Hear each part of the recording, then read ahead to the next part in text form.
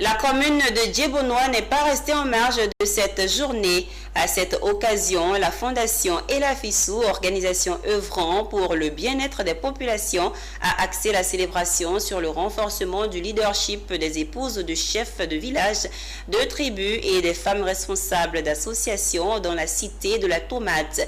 Une séance de formation pour renforcer leurs capacités et les sensibiliser à être de véritables femmes leaders auprès de leurs époux et au sein de la communauté. Ce sont 48 épouses de chefs de village, de tribus et de femmes responsables d'associations de la sous-préfecture de Djebonois qui ont pris part à cette séance de renforcement de capacité. Une formation en leadership intervenant à la faveur de la Journée internationale des droits de la femme célébrée chaque 8 mars de l'année.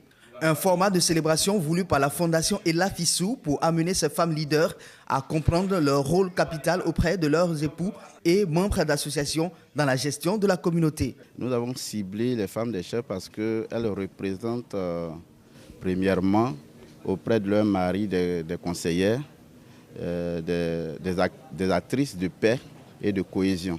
Et donc pour nous, le message passerait plus vite en passant par les femmes des différents chefs du village et qui pourront lancer ce message à leur endroit. Et à leur tour, ils vont se saisir d'annoncer à tous les concitoyens de la région pour qu'il y ait un climat de paix dans toute cette région. Au cours de mes tournées, je n'ai pas vraiment accès à ces femmes-là. Et c'est en cela que mes remerciements vont encore une fois à l'endroit de l'ONG.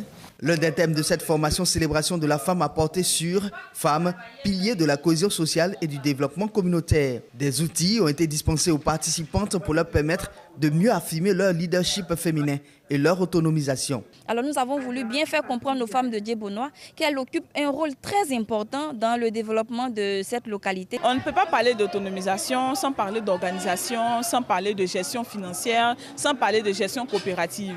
Donc ce sont ces différents éléments qu'on a abordés. À toutes les femmes, à toutes les épouses des chefs, qu'on vienne en aide à nos époux. Il faut aller à la cohésion, à la paix, à l'amour, au pardon. À travers cette célébration du 8 mars, la Fondation Elafissou est en droite ligne avec sa vision, sa mission et objectifs qui sont de promouvoir la paix et la cohésion sociale, l'autonomisation des communautés ainsi que le développement durable.